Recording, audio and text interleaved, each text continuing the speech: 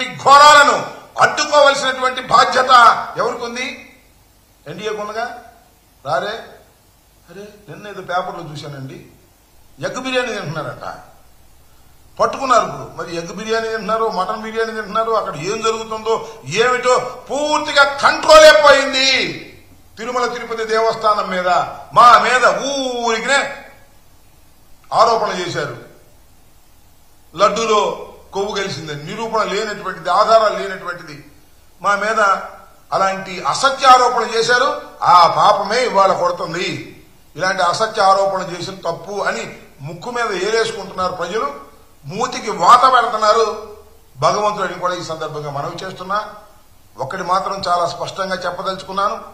ఈ రాష్ట్రంలో ఇప్పుడు ఎన్డీఏ ప్రభుత్వం లేదు, కూటమి ప్రభుత్వం అసమర్థ పాలన జరుగుతూ ఉంది. దేని మీద కంట్రోల్ లేదు. పత్రికల్లో మాత్రం పుంఖాలుగా కథనాలున్నాయి. చంద్రబాబు నాయుడు గారు ప్రెస్ మీట్ పెడితే బుర్ర చెడిపోతుంది. చెప్పిందే చెప్పి చంపి వదిలి పెడుతున్నారు తప్ప మరొకటి లేదు. ఏదేదో చెప్తున్నాడు. అద్భుతమైన అభివృద్ధి జరుగుతుంది అంటున్నాడు. ఏంటో నాకు అర్థం కాల. ఎక్కడ జరుగుతుందో అర్థం కాల. ఈ మధ్యన అన్నాడు పిల్లలు కానీ అంటున్నాడు. ఏమంటే మీకు ఇద్దరు పిల్లలేనా, ఇంకో నలుగురు కనమంటున్నాడు. ఏమంటే మీకు ఇద్దరు ఒకళ్ళేరా, ఇంకో ఇద్దరు కనమంటున్నాడు. ఏంది కనేది? హాస్పిటల్కి వెళ్తే ఎంత అవుతుంది? పిల్లల ఫీజులు ఎంత అవుతున్నాయి? అరే నువ్వు ఇస్తానన్నేమో 15,000 15,000 ఎగ్గొట్టేశావు. ఇప్పుడేం పిల్లల్ని ధారాళంగా కనాలంట. ఆయన మాత్రం ఒక్కనే కంటాడు, వాళ్ళ అబ్బాయి కూడా ఒక్కనే కంటాడు. ఇది చెప్పేటందుకే నీతులు ఉంటాయి, మరీ ఉండవు. ఇది ఉన్న పరిస్థితి. చంద్రబాబు నాయుడు గారు చెప్పడానికి మాత్రం అద్భుతంగా చెప్తాడు. అరే అప్పుడు మా రోజుల్లో ఇద్దరు లేక ముగ్గురు అనేవాళ్ళండి, ఈయన ఒకడంగా అన్నాడు. ఏంటో మరి నాకు అర్థం కాల. పోనీ మొన్న అలా అబ్బాయి ఆయన లింగులిట్టుకు. దేశంలో మాత్రం అందరు కనాలి. ఒక్కొక్క పురుడికి ఒక్కొక్క కాన్పుకి ₹1,00,000 60,000 70,000 ₹1,00,000 అవుతుంది పేదోడికి. డబ్బులున్నోడికి అంటే కంటాడు. పేదోడికి కానంటే ఏం చేయాలి నాకు అర్థం కాల. చంద్రబాబు బుర్రపోయిందో ఉందో నాకు అర్థం కాల. ఎస్ నిజమే, మరణాల రేటు ఎక్కువ, జననాల రేటు తక్కువ ఉన్నప్పుడు జననాలు పెంచమనండి, తప్పు లేదు. జననాలు పెంచాలంటే ఏం చేయాలి చెప్పండి. అయ్యా మీరు ఇద్దరు తప్ప మూడో వాడిని కంటే ఆ ఖర్చు మేము పెట్టుకుంటామని చెప్పండి. ఏది హాస్పిటల్ ఖర్చు కూడా లేదు. మీ పిల్లల్ని చదివిస్తున్నాం, నీకు 15,000 నీకు 15,000 నీకు 15,000 అని అందరు 15,000 ఇవ్వు. జియో మాత్రం ఈ సంవత్సరం ఇచ్చాడు, నెక్స్ట్ నుంచి ఇస్తాను డబ్బులు. నాకు అర్థం కాదు ఏంటి కామెడీ. ఇలాంటి ఫుల్ కామెడీ చేస్తున్నారు చంద్రబాబు నాయుడు గారు. అదేమంటే ఆయన కామెడీ అంటే ఒప్పుకోరు. ఆయన పత్రికలు ఉండగా మొట్టమొదటి రాత్రాలు హీరో అని.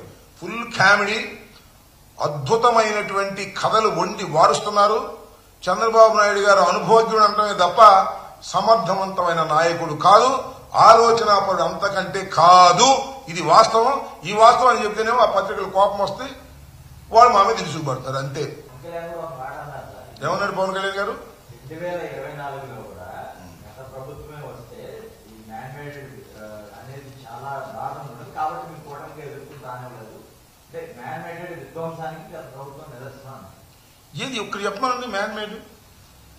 ఈ చెబుతున్నా నేను తిరుమలది. అసలు చంద్రబాబు నాయుడు గారు అధికారంలో ఉన్నప్పుడు అన్ని మ్యాన్మేడ్ యాక్సిడెంట్లే కదా చెప్పండి. అంటే ఏది పోంది ఏదో కథలు చెప్పడం కాదు. ఏమండి గోదావరి పుష్కరాలు ఎంతమంది చచ్చిపోయారు చెప్పండి. దానికి ఏం సమాధానం చెప్తారు? ఇవాళ ఏంటి ఇక్కడ అసమర్థమైన పరిపాలన కాదా? సరే పవన్ కళ్యాణ్ గారు భజన చేస్తున్నారు, చేసుకోమన్న మనకేం అభ్యంతరం లేదు. పవన్ కళ్యాణ్ గారు చంద్రబాబు నాయుడు గారు భజన చేసుకుంటున్నారు, శభాష్. వాళ్ళ అబ్బాయి భజన తగ్గించాడు, ఈయన పెంచాడు. వాళ్ళ అబ్బాయి సైలెంట్, ఈయన భజన పెంచాడు. భజన పెంచబట్టే మరి ఏదో ఇవాళ 1200 కోట్ల రూపాయలు ఏదో సినిమా పార్ట్నర్కి ఇచ్చినట్టుగా ఉంది. భజన చేసుకుంటున్నాడు, చేసుకోమని మనకేమీ అభ్యంతరం లేదు. చంద్రబాబు నాయుడు గారికి భజన చేసే కార్యక్రమాన్ని పవన్ కళ్యాణ్ గారు ఎంచుకుంటే ఎవరికి అభ్యంతరం లేదు. కూటమిలో మీరు భాగస్వాములు. చంద్రబాబు నాయుడు గారు జీవితాంతం ఈ రాష్ట్రానికి ముఖ్యమంత్రిగా ఉండాలని కోరుకుంటున్నారు బహిరంగంగానే. మంచిది, మీరు కలిసికట్టుగానే ఉండండి, మాకు ఏ విధమైన అభ్యంతరం లేదు. మ్యాన్ మేడ్ యాక్సిడెంట్స్ గాని ఉపద్రవాలు గాని చంద్రబాబు నాయుడు గారి టైంలోనే వచ్చాయి తప్ప జగన్మోహన్ రెడ్డి గారి టైంలో రాలేదు. వచ్చినా వాటిని సమర్థవంతంగా ఎదుర్కొన్నటువంటి పరిస్థితులే తప్ప పారిపోయినటువంటి సందర్భాలే లేవు. పవన్ కళ్యాణ్ గారు చెబితే ఎవడు ఈనే పరిస్థితుల్లో తెలుగుదేశం వాళ్ళే లేరు. మీరు చూస్తున్నారు కదా, కోడి పందాలు వేయొద్దంటే వాళ్ళు వేస్తున్నారు. మరి ఈయనేమో కోడి పందాలు వేసిన ఒక ఆయన సస్పెండ్ చేశాడంట ఎవరినో. మరి అక్కడే బ్రహ్మాండంగా వేసుకుంటున్నారు కోడి పందాలు. ఇవాళ కూడా బిజినెస్ లాగా. ఓకే, లోకేష్ గారు కొన్ని కంపెనీలు ఈసారి జగన్ రాకపోతే రాడని గ్యారంటీ ఇస్తే కంపెనీలు పెడతామని చెప్పి చెప్తున్నారు. పెట్టుబడులు తీసుకుని రావాలంటే అది బాండ్ పేపర్ మీద అడుగుతున్నారని చెప్పి. అంటే లోకేష్ గారి మీద ఎంత నమ్మకం ఉందో చూశారుగా, ఈ కూటమి ప్రభుత్వం మీద ఎంత నమ్మకం ఉందో చూశారుగా.